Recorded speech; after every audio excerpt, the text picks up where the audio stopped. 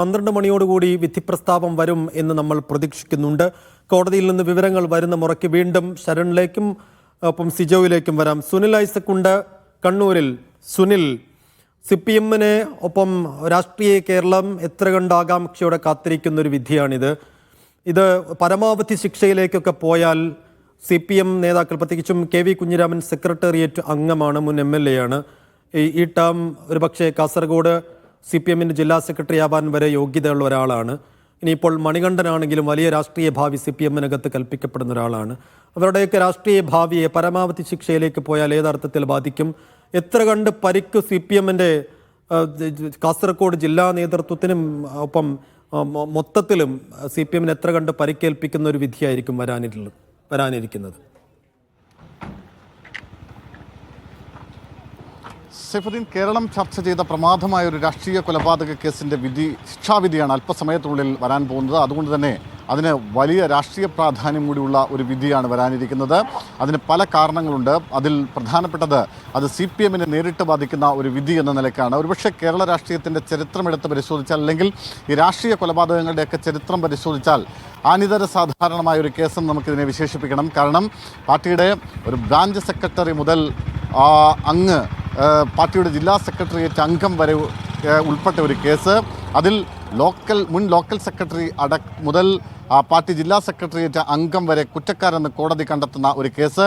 അതിൽ മുൻ local committee അംഗങ്ങളുണ്ട്, മുൻ ലോക്കൽ സെക്രട്ടറി ഉണ്ട്, പാർട്ടി ജില്ലാ കമ്മിറ്റി അംഗമുണ്ട്, ഒപ്പം ഞാൻ മുമ്പ് പറഞ്ഞതുപോലെ ജില്ലാ സെക്രട്ടേറിയറ്റ് അംഗമുണ്ട്.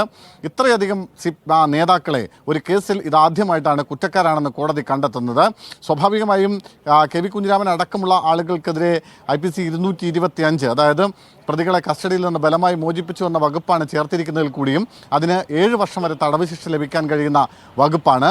അങ്ങനെ പാർട്ടിയുടെ ജില്ലാ സെക്രട്ടേറിയറ്റ് അംഗവും ജില്ലാ കമ്മിറ്റി അംഗവും അടക്കമുള്ള ആളുകൾ നേരിട്ട് ശിക്ഷാവിധി വരുന്ന ഉടൻ ജയിലിലേക്ക് പോകേണ്ട ഒരു സാഹചര്യം ഉണ്ടായാൽ CPM-ന് കേരളത്തിലെ പൊതുസമൂഹത്തിന് മുന്നിൽ അതിന് മറുപടി പറയേണ്ടി വരും. പാർട്ടി സംസ്ഥാന സെക്രട്ടറി ഇതുവരെ ഈ വിഷയത്തിൽ പ്രതികരിച്ചിട്ടില്ല. അദ്ദേഹം പറഞ്ഞത് വിധി വരട്ടെ, ശിക്ഷാവിധി വരട്ടെ എന്നാണ്. പക്ഷേ പാർട്ടിയുടെ കാസർഗോഡ് ജില്ലാ സെക്രട്ടറി അടക്കമുള്ളവർ പറയുന്നു, ഞങ്ങൾ വിധി എന്തായാലും അതിനെ നിയമപരമായി ചോദ്യം ചെയ്യും, അപ്പീലുമായി മേൽക്കോടതിയെ സമീപിക്കുമെന്ന് അവരും നയം വ്യക്തമാക്കി കഴിഞ്ഞിട്ടുണ്ട്. പക്ഷേ 3 വർഷത്തിൽ താഴെയാണ് ഈ പ്രധാനപ്പെട്ട നേതാക്കൾക്കൊക്കെ ശിക്ഷ ലഭിക്കുന്നതെങ്കിൽ നേരത്തെ സിജോ ഒക്കെ പറഞ്ഞതുപോലെ അവർക്ക് നേരിട്ട് ജയിലിലേക്ക് പോകേണ്ട വരില്ല. അവർക്ക് നേരിട്ട് ജാമ്യത്തിന് അപേക്ഷ നൽകാം, ജാമ്യ ഹർജി നൽകാം. പക്ഷേ അതല്ല, അതിനപ്പുറത്തേക്ക് പോയാൽ നേരെ നേതാക്കൾ ജയിലിലേക്ക് പോകുന്ന സാഹചര്യം ഉണ്ടാകും. ഇതിപ്പോൾ നേരത്തെ സൈഫൊക്കെ സൂചിപ്പിച്ചതുപോലെ KV കുഞ്ഞിരാമനെ സംബന്ധിച്ച് ഉത്തരമലബാറിലെ തന്നെ CPM-ൻ്റെ ഏറ്റവും മുതിർന്ന നേതാവാണ്, മുതുമയുടെ മുൻ MLA ആണ്. ഒപ്പം അദ്ദേഹത്തെ CPM-ൻ്റെ കാസർഗോഡ് ജില്ലാ സെക്രട്ടറി സ്ഥാനത്തേക്ക് പരിഗണിക്കുന്ന ആളാണ്. അടുത്ത മാസം ഫെബ്രുവരി ആദ്യവാരം പാർട്ടിയുടെ സംസ്ഥാന സമ്മേളനം ആരംഭിക്കുകയാണ്. പാർട്ടിയുടെ ജില്ലാ സമ്മേളനം ആരംഭിക്കുകയാണ്. ജില്ലാ സമ്മേളനം നടക്കുന്ന സമയത്ത് ഒരുപക്ഷെ ജില്ലാ സെക്രട്ടറി സ്ഥാനത്തേക്ക് പരിഗണിക്കപ്പെട്ടിരുന്ന ആൾ എന്ന് വിശേഷിപ്പിക്കാൻ കഴിയുന്ന ആളാണ് KV കുഞ്ഞിരാമൻ. മുതിർന്ന പോലീസ് ഉദ്യോഗസ്ഥരൊക്കെ ഇവിടേക്ക് സ്ഥലത്തേക്ക് എത്തുന്നുണ്ട്. അതുകൂടി നമുക്ക് ഇതിനൊപ്പം ഒന്ന് പറഞ്ഞു പോകാമെന്ന് എനിക്ക് തോന്നുന്നു. ജില്ലാ പോലീസ് കമ്മീഷണർ, ജില്ലാ പോലീസ് സൂപ്രണ്ട് അടക്കമുള്ള ഉന്നത ഉദ്യോഗസ്ഥർ ഇവിടെ സ്ഥലത്തേക്ക് എത്തിക്കൊണ്ടിരിക്കുന്നു.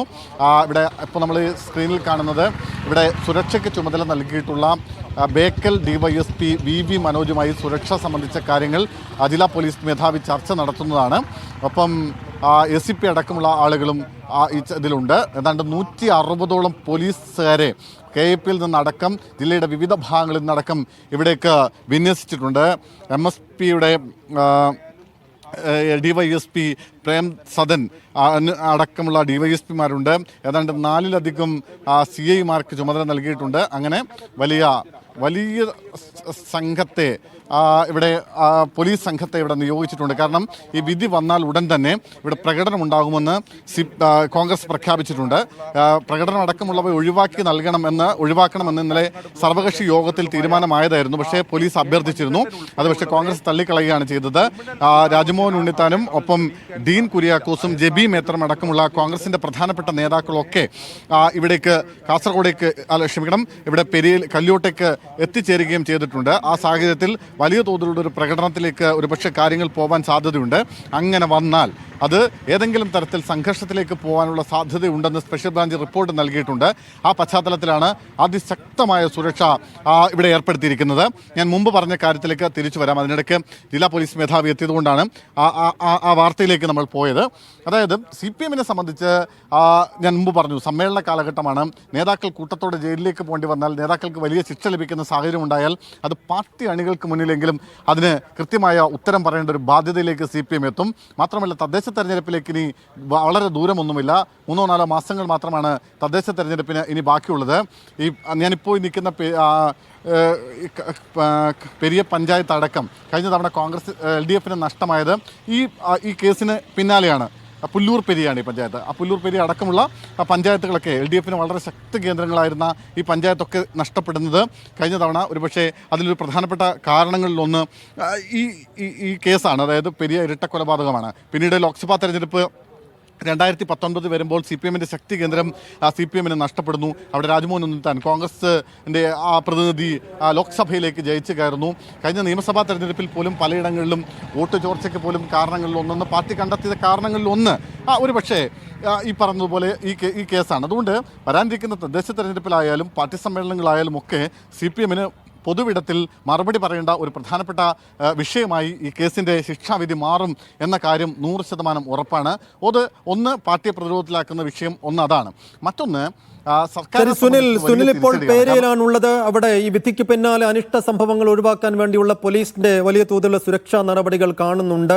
City police commissioner Kasaragod SP അടക്കമുള്ളവർ അവിടെ തമ്പടിക്കുന്നുണ്ടെന്ന് മനസ്സിലാക്കുകയാണ്. സുലൈസിക് തുടരണം, ഞാൻ വരാം. ഈ